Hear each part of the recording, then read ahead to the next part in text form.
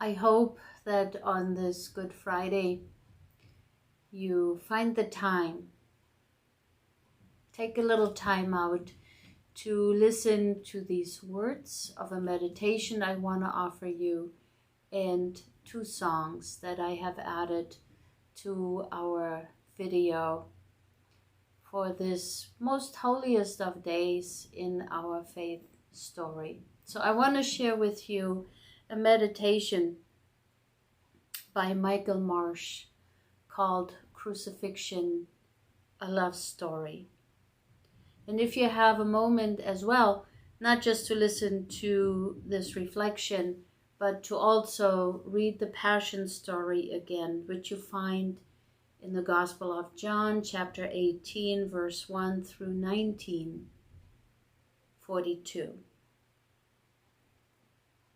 Here is the meditation by Michael Marsh.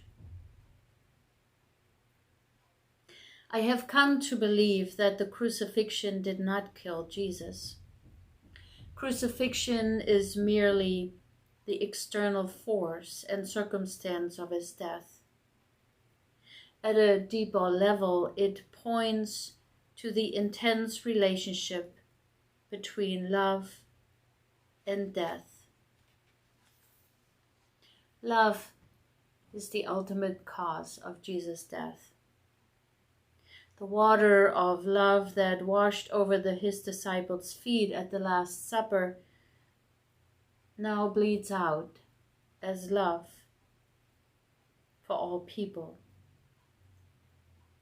Wherever there is self-giving love, there is death. True love always involves some degree of dying. Dying to one's ego, one's own desires and selfishness, one's own preferences, one's fears, one's own safety and security. It is not an annihilation of oneself, but the giving of oneself to another. You who are married know the call to surrender your defenses, your fears, and your own agenda for the life and love of your spouse.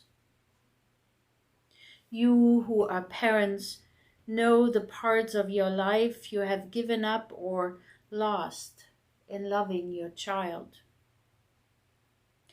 You who have ever reconciled with one another, overcoming the barriers of bitterness and resentment, have allowed self-righteousness, the pride of being right, and the fear of being hurt again to die.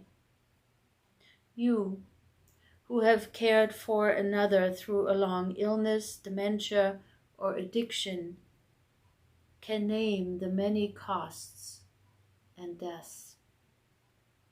You who have died in these and so many other ways also know that you have received back more life than you ever lost. To love is to risk death, and to refuse death is to deny love. The great love stories always end in death, not only in literature but also in life. The greatest and most profound story of love is Jesus' death on the cross. That love is why we call this day Good Friday.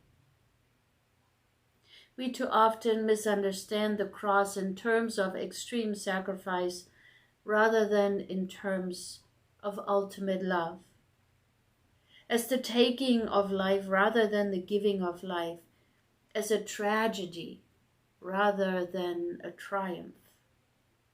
Jesus does not hang on the cross as some bridge between us and God.